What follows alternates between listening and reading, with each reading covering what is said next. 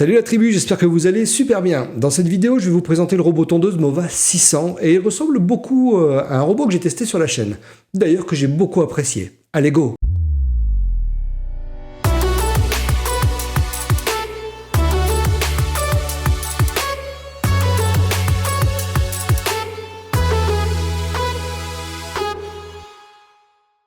Pour changer un peu, je vais vous parler dans un premier temps des caractéristiques techniques de ce robot, puis je vous montre à quoi il ressemble à la sortie du carton et on l'installe dehors et je vous donne mon avis à la suite de tout ça.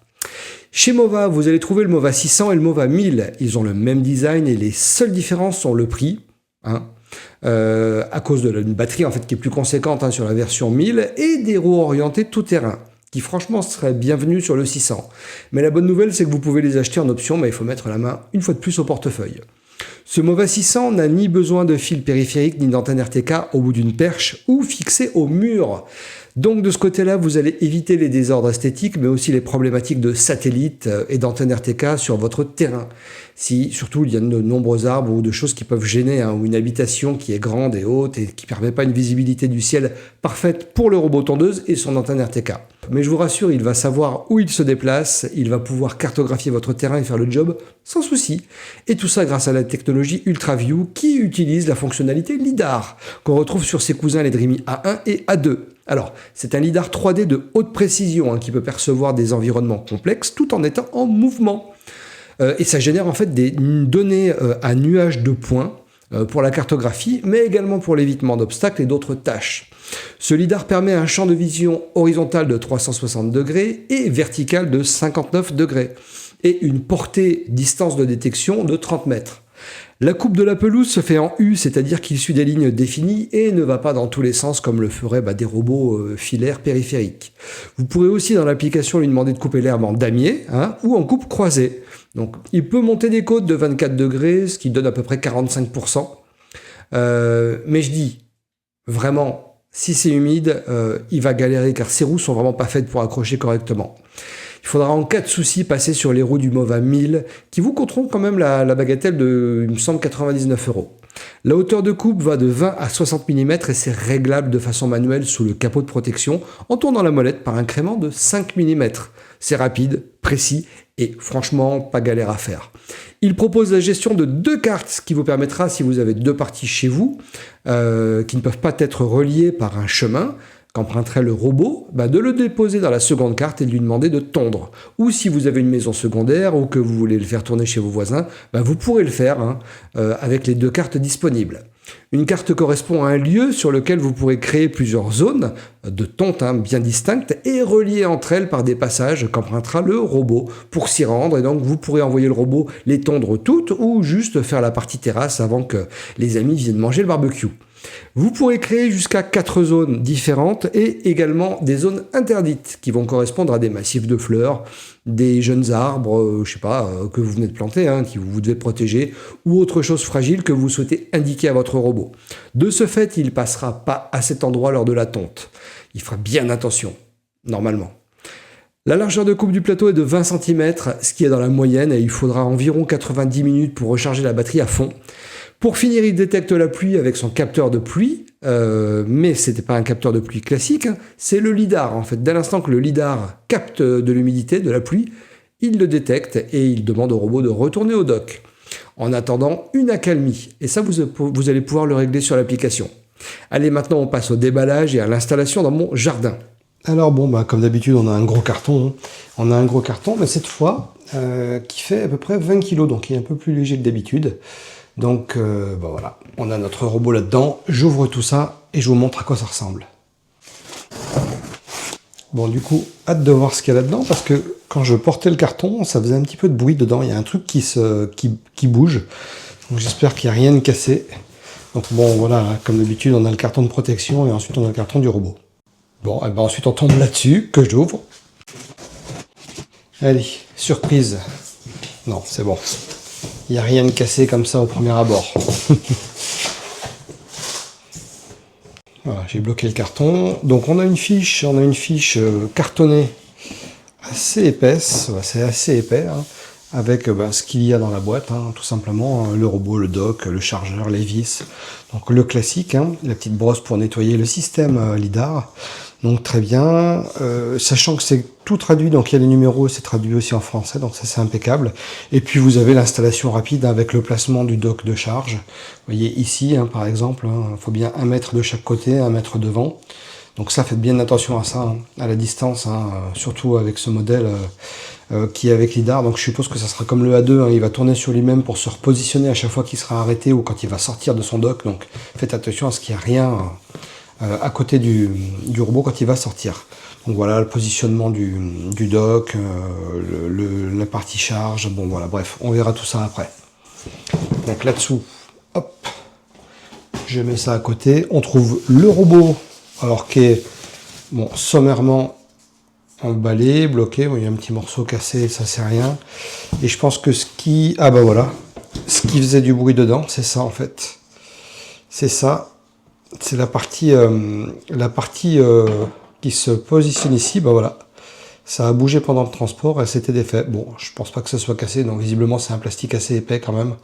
Donc voilà, c'est ce qui se positionne à cet endroit-là, mais c'était juste scotché, donc avec le transport, je pense que le colis a dû être trimballé, mis à l'envers. Bon bref. Ensuite, on a un gros manuel, donc ça c'est très bien, avec du français, hein, donc là vous avez tout, hein, le guide d'installation complet, c'est très très bien. On a les vis qui vont servir à fixer le dock, donc avec un petit, vous savez, une petite lingette type pour les lunettes, pour nettoyer le dessus du lidar. Ici, au fond, on a des lames, donc on a un jeu de 9 lames et de 9 petites vis.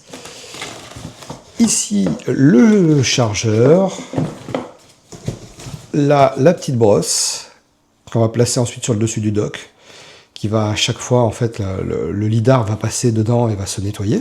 Très bien. Et puis là, on a un petit papier. C'est quoi? C'est un papier de garantie. Ok, allez, je retire tout ça et je vous montre le robot.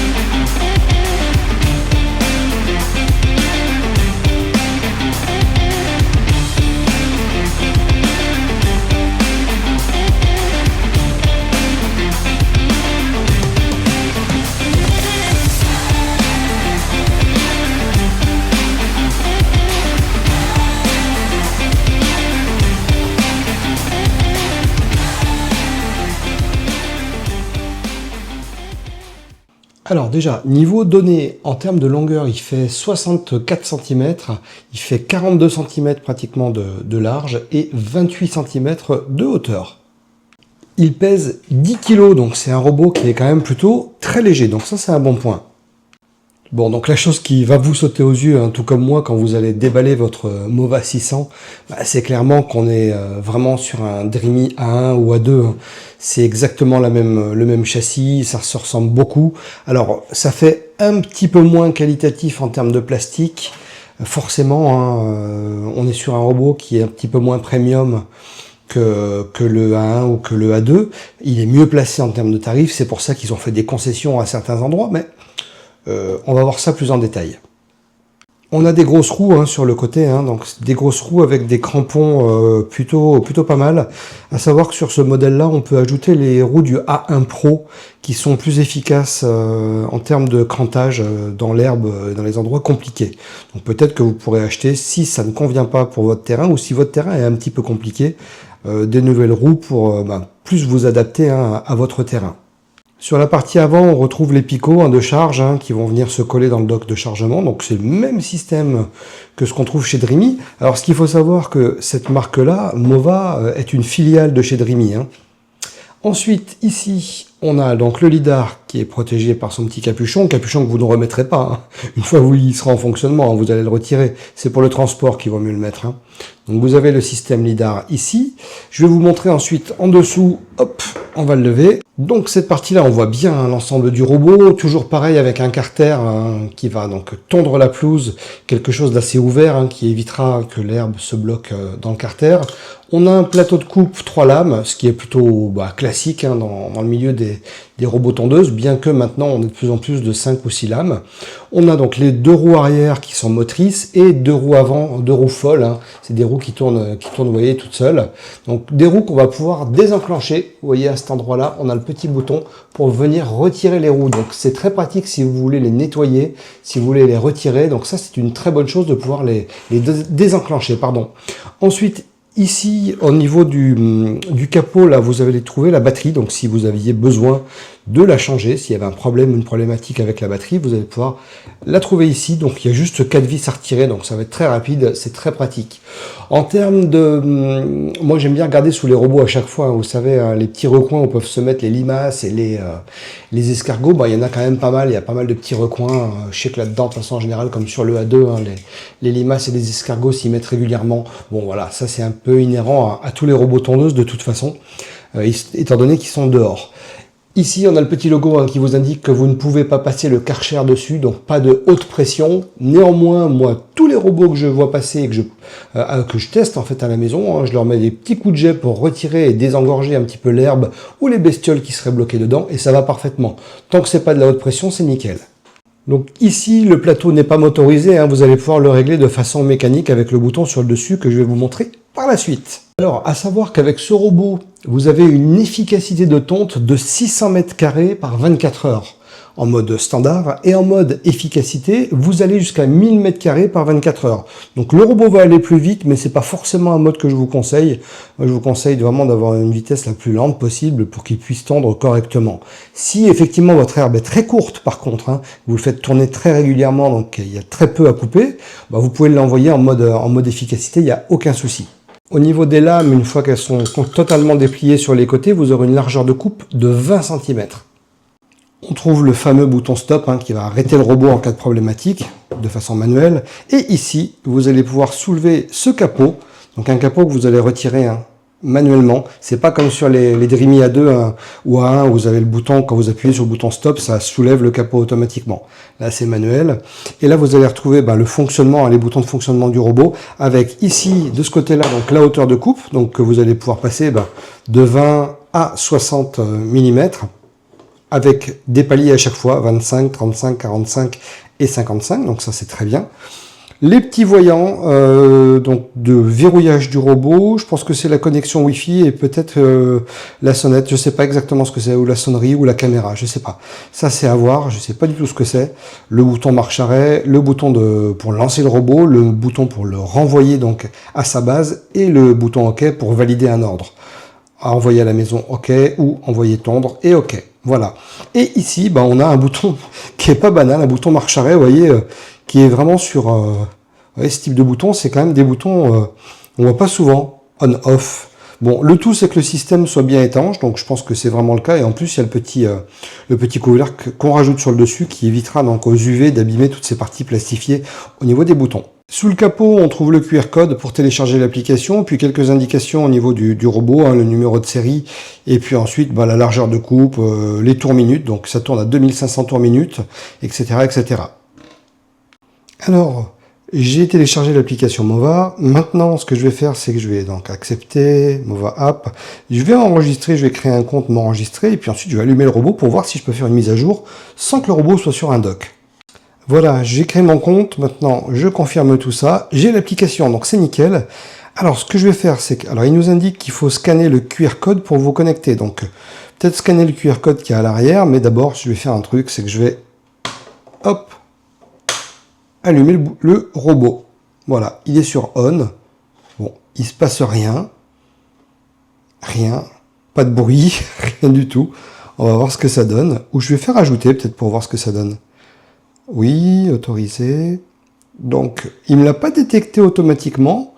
Je vais aller sur Robotic Mower. Pourtant, j'essaie de cliquer dessus, mais ça me... Ah si, ça va dessus. Le Mova 600, autorisé lorsque l'application est active. Je vais rentrer le mot de passe du Wi-Fi. Voilà. Je fais suivant. Vérifier que le robot est allumé. Appuyer sur le bouton d'alimentation. Donc... la clé de sécurité, en fait, voilà, c'est pas le bouton d'allumage, c'est la clé de sécurité, ça. on-off. Donc en fait, si on le désactive, vous voyez, je viens de comprendre le truc en même temps, si je le mets sur off, si j'ai à changer les lames ou quoi que ce soit du robot, je vais tourner la clé de sécurité sur off pour qu'il n'y ait aucun souci de mise en route du robot. Après, le bouton d'allumage, il est ici. Donc, je l'ai mis sur on, j'appuie sur le bouton d'alimentation pendant 2 secondes, ce qui m'est demandé là, et j'ai un petit voyant qui s'allume, le petit voyant bleu ici. Donc on va voir. Ensuite, l'initialisation au démarrage est terminée lorsque le voyant d'état cesse de clignoter en bleu et que le son de démarrage retentit. Voilà. Je pense que vous l'avez en même temps que moi. Le son vient de retentir. Ok. Ok, ça papote. Initialisation au démarrage terminée. Je continue.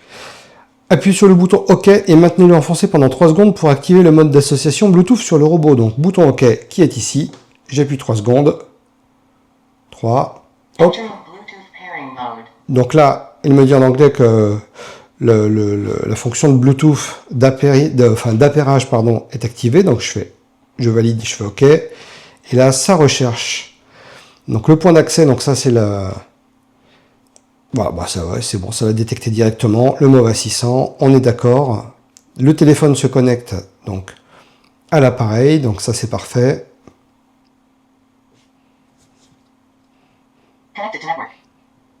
Donc le système est en train de se connecter au réseau, là c'est bon. Et voilà, on a directement donc l'application. On fera un tour plus tard de l'application, je pense dans une autre vidéo ou dans celle-ci, à voir si je fais ça rapidement. Et donc on a directement cette page-là qui est assez sommaire, mais c'est ce qu'il nous faut. On a commencé à attendre, retour à la station, appareil forum, moi, le SAV en fait. Hein. C'est pareil que Dreamy en fait, c'est le même système. Et MOVA 600, il y a une petite flèche avec partage d'appareil, renommé et supprimé. Donc là c'est plutôt très classique ce qu'on voit là. Si j'appuie sur Entrée, plugin téléchargement, hop, politique de confidentialité, pardon. Et donc là, on a une nouvelle mise à jour. Donc je vais faire les mises à jour directement. OK. Donc je ne l'éteins pas, je fais les mises à jour et on se retrouve dehors pour l'installation. Ensuite, sur la partie de charge en fait que vous allez placer sur le dock, vous allez placer donc la petite brosse qu'on a vue tout à l'heure. Donc la petite brosse, elle va venir comme ça. Vous allez la mettre là, hop, et vous la faites glisser. Et voilà, vous avez la petite brosse nettoyante pour le lidar. La suite, c'est de placer donc la partie haute, vous voyez, dans les trous qui sont ici. Hop, vous allez le placer comme ceci. Hop, et le clipser. Alors, je vais le faire à 2 mains, ça sera plus simple. Mais vous le positionnez. Ensuite, vous allez voir, hop, de derrière, là-bas. Il faut que ça rentre. Mais voilà, avec 2 mains, ça sera beaucoup plus simple. Et une fois que vous avez fixé la partie, vous voyez là, il y a 2 vis, il y a deux trous en fait. Normalement, sur les docks de robots, ensuite on place les vis pour en fait maintenir la partie haute, donc qui est ici, et la partie basse du dock ensemble. Et là, j'ai pas trouvé de vis dans la boîte, donc je sais pas. Peut-être que je mettrai des vis que moi j'ai déjà, parce que histoire de bien tout bloquer. Hein. Si vous vouliez ensuite défaire donc les 2 parties, vous voyez qu'il y a les petits clips ici, ici, enfin voilà tout le long, donc il suffit de le décaler, vers l'arrière et puis de ressortir l'ensemble. Donc vous voyez, une fois que le robot se positionne sur le dock, quand il va avancer en fait, il va aller tout simplement frotter contre la brosse et ça va nettoyer le lidar. Donc ça c'est plutôt très bien vu. Et donc d'un côté, donc ça va la frotter quand le robot va rentrer, donc la nettoyer s'il y a des poussières dessus, et puis en plus de ça, ça va la protéger quand quand le robot sera en mode de recharge.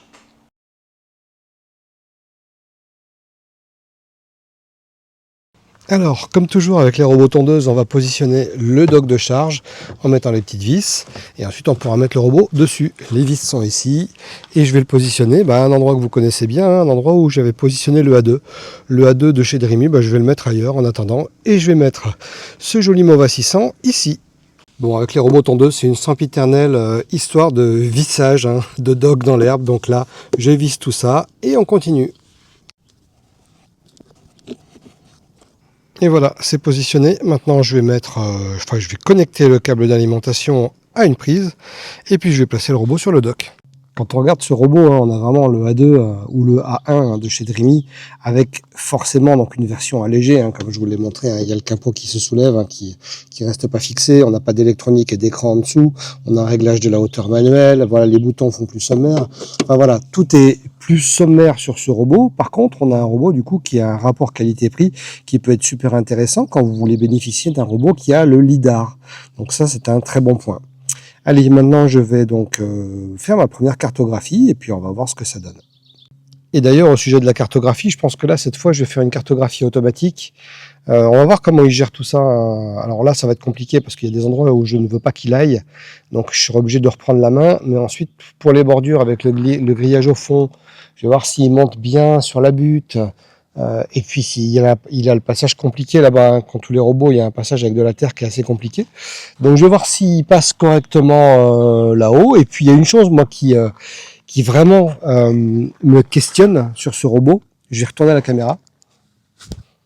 Je sais pas si vous allez me voir en ombre chinoise peut-être. Il y a une chose qui me questionne, c'est véritablement l'évitement, parce qu'on est sur un robot qui n'a pas de caméra. Comme sur le A2 par exemple, où on a vraiment le lidar et une caméra. Là, on n'a pas du tout de caméra. On a uniquement le lidar, donc il va se servir du lidar uniquement pour ça et pour détecter aussi la pluie, parce qu'il n'y a pas de capteur de pluie sur le robot. Par contre, donc c'est le lidar, le capteur de pluie. Enfin, je dis il n'y a pas de capteur de pluie. Il n'y a pas ce qu'on a l'habitude de voir avec les deux petits tétons là et dans le petit creux. Mais là, c'est le lidar qui sert en fait de capteur de pluie. Donc ça, c'est une très très bonne chose. Donc ouais, j'ai vraiment hâte de faire mes tests d'évitement pour voir ce que ça peut donner avec un robot qui utilise la technologie lidar mais qui n'a pas de caméra. Voilà. Là, le robot est en train de se calibrer. Il est sorti du dock pour pouvoir créer une zone. J'ai eu un premier souci quand j'ai créé ma première zone, donc je vais le refaire. Et donc là, il est en train de faire un calibrage. Il est à 70% du calibrage. Et ensuite, il tourne sur lui-même. Donc, on retrouve exactement ce que propose le Dreamy A2 ou le Dreamy A1. C'est la même chose. Donc, il y a un calibrage à chaque fois. Donc, faites attention aux bordures de ce genre. Si vous arrêtez le robot avec le bouton stop à côté d'une bordure et que vous le redémarrez, il va se recalibrer et il va se gratter à chaque fois sur ce qu'il y aura à côté de lui ou arracher une plante. Bon, ce qui est pas mal pour la création de zone, c'est que vous avez en plus une vidéo directement au niveau des conseils qui sont donnés. Donc ça, c'est très très bien. Vous avez la petite vidéo et puis vous avez plusieurs conseils de 1 à 5 pour vos créations de zones et de limites, etc., etc. Alors maintenant, j'ai lancé la création de zones, donc il se calibre. Donc ensuite, j'utilise le joystick à gauche pour créer toute ma zone. Donc c'est la zone côté nord, c'est le jardin que vous connaissez très très très bien. Donc voilà, je fais tout le tour du jardin, je fais ma délimitation. Le robot se contrôle très très bien. Il y a juste que quand on le contrôle un peu sur les côtés, quand on le fait tourner à droite et à gauche, il est un petit peu lent. J'aurais aimé qu'il soit un petit peu plus réactif, mais bon, en même temps, on peut faire les bordures de façon très nette. Voilà, c'est fini. Donc, je suis retourné au point de départ. Donc, je ferme la délimitation. Donc, enfin, c'est le logiciel qui ferme la délimitation. Donc ça prend quelques secondes et ensuite à partir de là il va falloir valider la carte, pas faire comme la dernière cartographie où je n'ai pas validé, donc du coup j'étais obligé de tout refaire. Donc terminer la carte en bas à droite, appuyer vraiment dessus pour que la carte soit enregistrée. À partir de là, je vous montre le reste. Donc créer en fait une zone interdite, donc là c'est le repositionnement, le robot est sorti du dock. Maintenant je l'emmène avec le joystick à gauche, donc faire tout le tour de la zone interdite. Là, j'ai mon petit L40 S Pro Ultra qui vient de finir sa tâche, c'est très très bien. Et donc, je fais le tour de toute la zone et quand je vais arriver donc à la fin, hop, fermer la délimitation, voilà, je clique dessus, je valide la zone. Et donc ensuite, j'ai la zone qui va être créée. Ok, c'est super, la lingette. Et là, vous allez pouvoir choisir les types de zones interdites, si c'est des plantes, balançoires, pentes, bordures, etc. Donc, vous choisissez. Et ensuite, vous validez, vous appuyez sur confirmer pour indiquer à l'application à quoi correspond la zone interdite que vous avez créée. Et vous faites terminer tout simplement. Voilà. Et ensuite, vous pourriez créer une autre zone interdite, définir un chemin entre deux zones ou tout effacer. Maintenant, le bilan de l'évitement. Alors là, j'ai personnalisé donc la hauteur en fait des détections à 5 cm. Je l'avais mis à 20 cm, c'était pas bon pour le ballon, il rentrait dedans. Donc maintenant, je vais faire le test de détection au minimum possible du robot, donc 5 cm.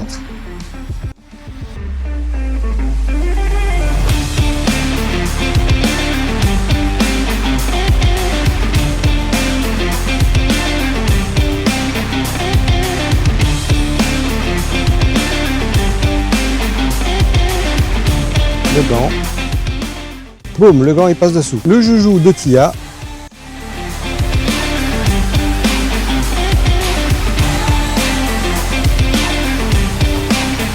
Parfait. Jetez devant pour voir. Ah. Notre joujou de Tia sur le côté. Pas vraiment en face, donc c'est compliqué, il est à moitié. Non, là il passe dessous.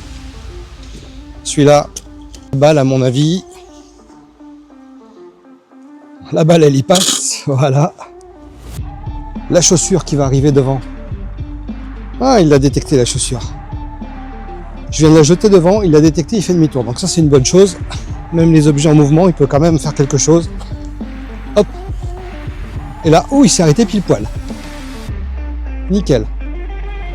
Le test de la balle orange. Est-ce qu'elle va être mangée?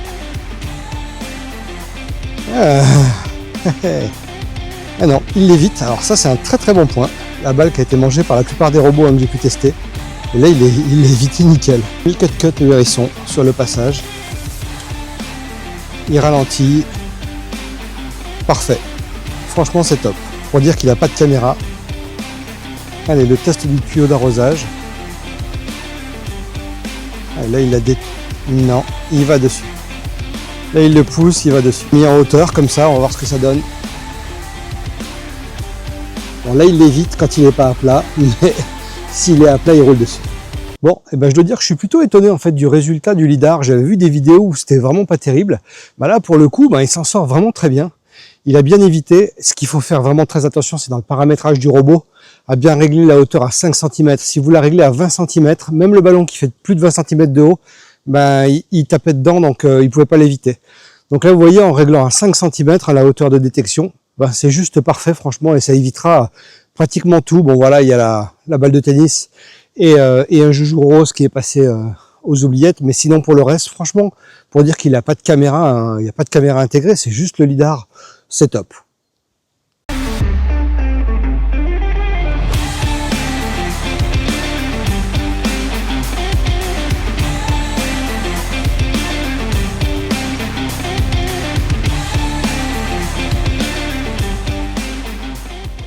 Alors, au sujet de ce Mova 600, ce que je peux dire après plusieurs semaines d'essai, alors d'abord pour les moins, le premier moins, je dirais que c'est aussi un plus. Ouais, je sais, ça veut pas dire grand-chose, hein.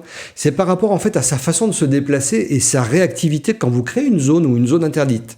Je le trouve très agréable à déplacer, sauf quand je l'utilise en mode tondeuse manuelle et que je le déplace moi-même pour qu'il tonde à des endroits définis, hein.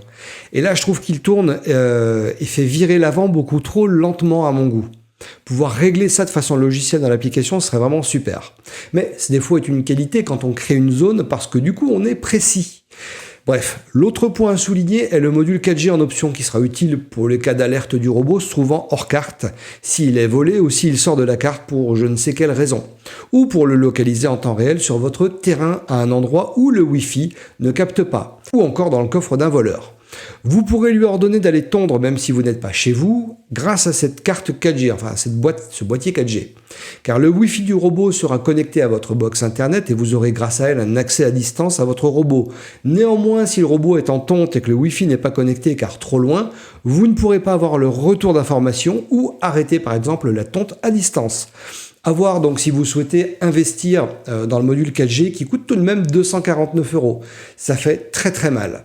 L'autre chose qui je pense est moins bien gérée par rapport au cousin Dreamy A2, c'est le passage sur les bordures. Alors peut-être que c'est arrivé uniquement chez moi, mais il s'est bien frotté contre le grillage alors que lors de la création de la zone, j'avais laissé un bon 15 cm de marge. Alors, le résultat d'une première tonte, voilà, il a touché, je pense que c'est vert, ça doit être le grillage sur le côté. Donc il s'est bien rayé sur le côté. Pourtant j'avais fait attention de ne pas passer trop près. Donc je vais essayer de le suivre pour voir ce que ça donne. Mais voilà, là il a été bien rayé, hein, même au niveau du carter en bas. Ça a bien touché. Bon, je vais le relancer pour voir un petit peu où ça bug. Bon, forcément au moment où je veux démarrer, il y a une mise à jour qui vient de sortir. Donc je vais faire la 436.02.77. C'est parti. Donc avant de le faire tourner, je vous montre, il y a pas mal de pâquerettes qui sont assez hautes, qui remontent de 7-8 cm au moins. Donc il y en a comme ça dans toute la partie du jardin. Et puis voilà, il y a ces parties-là aussi où où il y a de la pâquerette tout le long, un petit peu partout. Voilà, donc on va voir ce que ça va donner avec une tonte que j'ai réglée à 40 mm. Donc étant donné qu'il a touché sur les bords quand je l'avais lancé sans être à côté, bah là je vais lancer pour faire une tonte uniquement des bords pour voir un petit peu où ça bug. Allez, c'est parti, je lance sur les bords et démarrer. Let's go. Alors j'ai lancé la tonte des bordures, donc là le robot sort. Il y a une petite chose que j'ai remarqué tout de même, c'est que par rapport au Dreamia 2 par exemple, quand le robot sort, il attend beaucoup plus longtemps avant de faire le tour sur lui-même, avant de faire son positionnement. Donc ça mériterait d'être un petit peu plus rapide au niveau du positionnement. Peut-être que ça peut être amélioré de façon logicielle. Ouais, ça fait déjà 10 secondes qu'il est sorti, il n'a pas bougé. Faut attendre, je sais pas, environ 30 secondes avant qu'il tourne sur lui-même. Donc voilà, je sais pas ce qu'il fait exactement, pourquoi il attend aussi longtemps avant de faire son positionnement. Bref, voilà, au bout de 45 secondes à peu près, d'ailleurs j'ai des trucs à retirer dans les roues là, ça va le bloquer.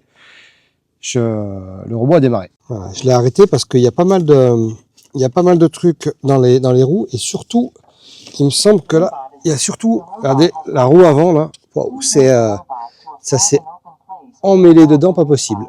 Bon, et là visiblement les lames sont bien bloquées. Ça y est, il est parti pour faire les bordures. Alors, première chose, il est super silencieux, très très très silencieux. Le lidar, il est beaucoup plus silencieux que le lidar qu'on trouve sur le Dreamia 2, hein, c'est quand même fou. Non, il est extrêmement silencieux. En fait, j'entends juste la lame qui tourne, c'est tout. Donc là, c'est vraiment top. Donc on va voir de quelle façon il va suivre les bordures hein, par rapport aux détections, par rapport aux herbes. Là, il a fait un petit écart et parce qu'il y avait une herbe qui dépassait un petit peu. Donc on va suivre tout ça et puis voilà, on va voir où il se gratte surtout. Donc sur l'application, je viens de régler la hauteur d'évitement des obstacles à 20 cm hein, pour qu'il puisse vraiment passer sur les grandes herbes et que ça ne le gêne pas. Hein. Sinon, bah, ça va lui poser des soucis.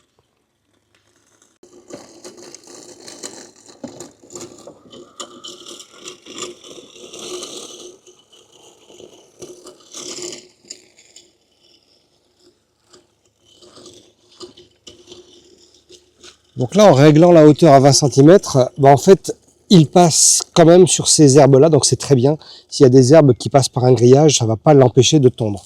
Donc ça, c'est une très bonne chose. Donc faites attention à ça, à ce paramétrage. Si vraiment vous avez des herbes hautes sur les bordures, hein, bah réglez-le à 20 cm. Hein. Bon, depuis tout à l'heure, là, il suit bien le grillage, donc là, il n'y a pas de souci. C'est pas ici, en tout cas, qu'il a frotté.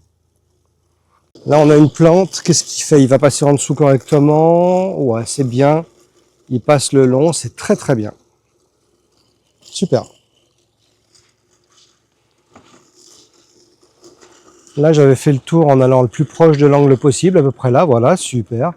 Alors franchement, là, au niveau du tour périphérique, hein, c'est nickel. Hein. Il se positionne exactement où je l'avais positionné. D'ailleurs, à ce sujet-là, le tour périphérique, quand vous allez faire hein, le tour des zones, je trouve qu'il est très précis parce que le robot avec la télécommande est plutôt très précis. C'est assez doux, donc le réglage des zones et quand vous allez diriger le robot, c'est plutôt très très agréable. Je pense que tout ce qui s'est mis en fait dans les lames, enfin sur les roues, c'est ces herbes que j'avais coupées en fait avec la débroussailleuse. Et donc du coup, c'est des herbes qui sont assez raides quand même, donc ça se met dans les roues ou dans les lames. Donc faites attention si vous coupez des trucs comme ça. Vous voyez ce genre d'herbe, passez un petit coup de râteau parce que ça va vite bloquer les lames en fait. Bon, on entend vraiment que le bruit des lames hein, qui tournent hein, du plateau, c'est tout. Niveau roulement c'est top, et niveau lidar c'est top. Là c'est très très bon point.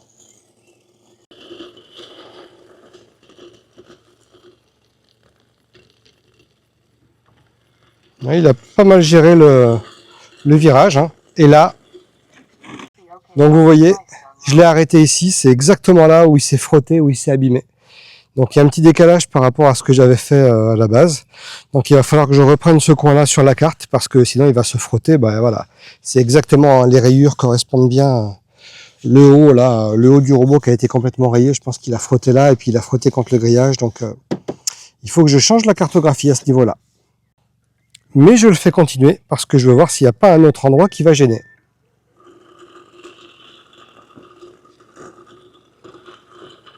Donc là, on est en dévers. Hein. Je ne sais pas si vous allez vous rendre compte un petit peu. Hein. Le robot est un peu penché sur le côté. Là, il passe très très proche, mais ça va. Il est passé sous cette herbe, donc c'est un très bon point. Et là, il retouche. Ok, donc là, il a retouché. Et là, donc une chose est claire, je vais pas m'amuser à le faire continuer. Je vais, je pense, changer cette zone là, me remettre au début de la zone et recartographier le long en me décalant un peu plus, parce que là, il rentre plus vers l'intérieur par rapport à ce que j'avais créé, et donc il va se rayer à chaque fois, donc c'est pas le but du jeu. Donc, j'ignore, moi ce que je veux, c'est commencer le retour. Alors, je vais le faire directement là-dessus, comme on a appuyé sur le bouton stop. Moi, je veux qu'il retourne à la maison. Donc, maison et OK. C'est parti. Ça ne l'a pas pris en compte. Maison. OK. C'est bon. Alors, il y a un très bon point que j'ai pas eu sur le A2. Moi, sur le A2, quand je l'arrêtais comme ça avec le bouton stop, il faisait ensuite un tour sur lui-même. Il me l'a fait plusieurs fois. Lui, il repart directement à la station de charge. Donc ça, c'est un très bon point. Ça lui évite de faire un tour et de se taper de nouveau contre le grillage. Donc ça, c'est super. Donc on a un robot tout simple. On a un robot qui n'a pas de caméra à l'avant. Le système de détection et d'évitement, en fait, c'est le lidar.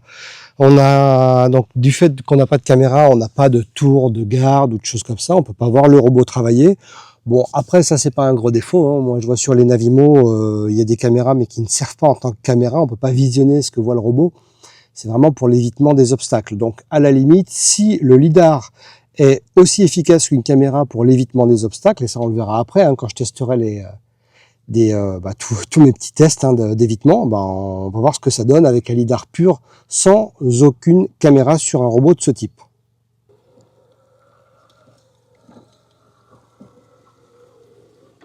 Voilà, il est passé très très près de moi.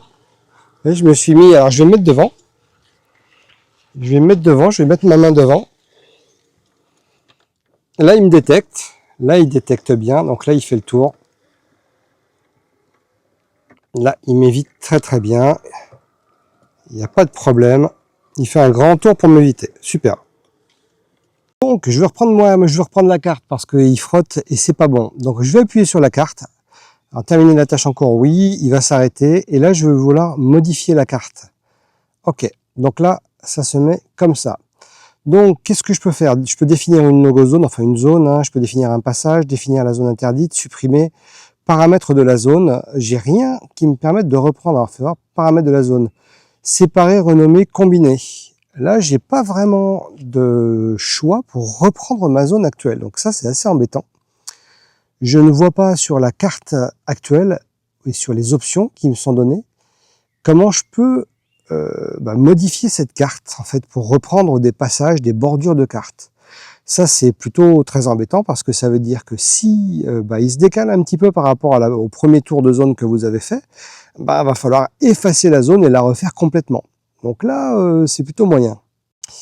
Bon, c'est plutôt la mauvaise nouvelle. J'ai cherché un petit peu et dans l'édition de carte, je ne vois pas comment reprendre une zone. Donc, je vais être obligé de supprimer la carte complètement, enfin la zone que j'ai créée, la zone 1, et de la refaire. Donc ça, c'est ça me rend chafouin quand même.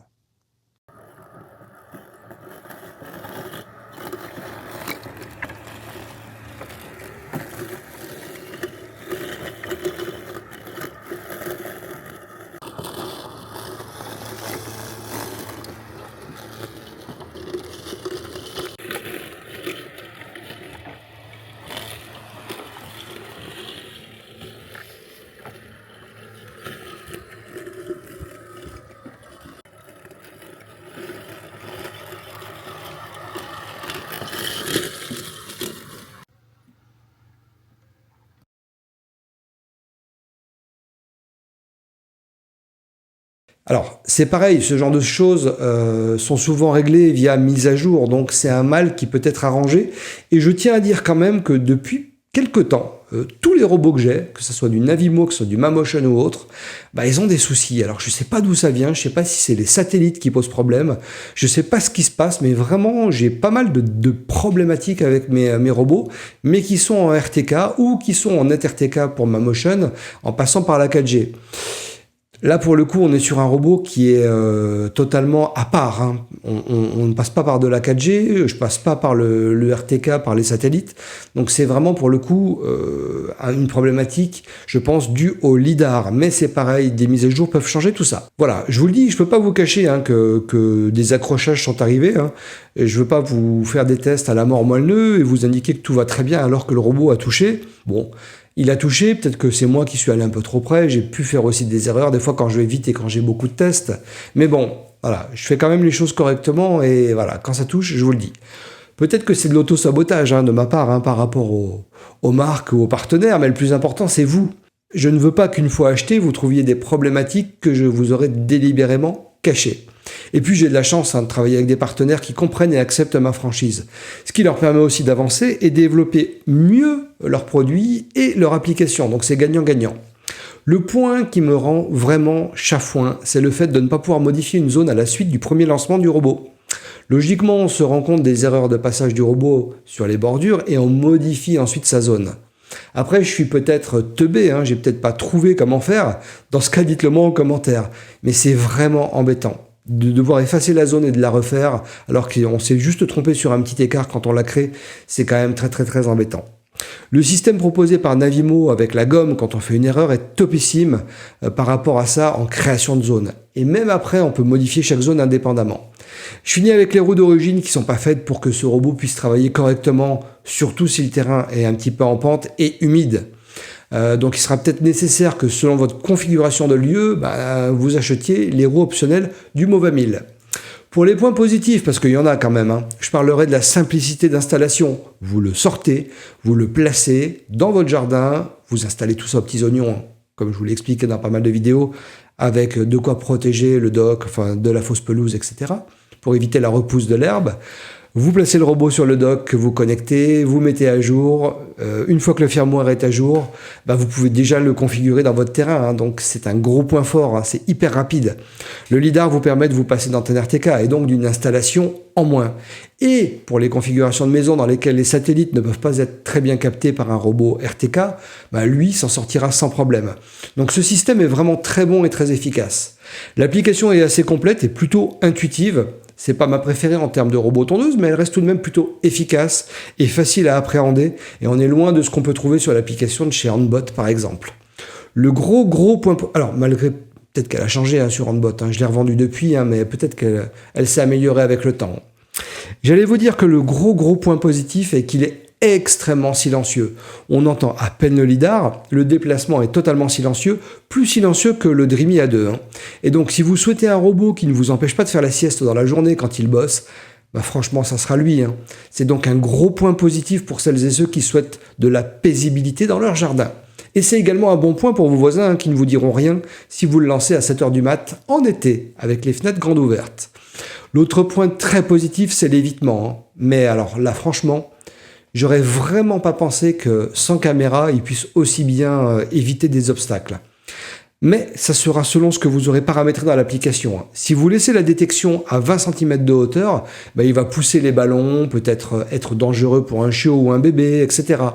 Donc dans le cas où vous avez dans votre jardin des choses qui pourraient être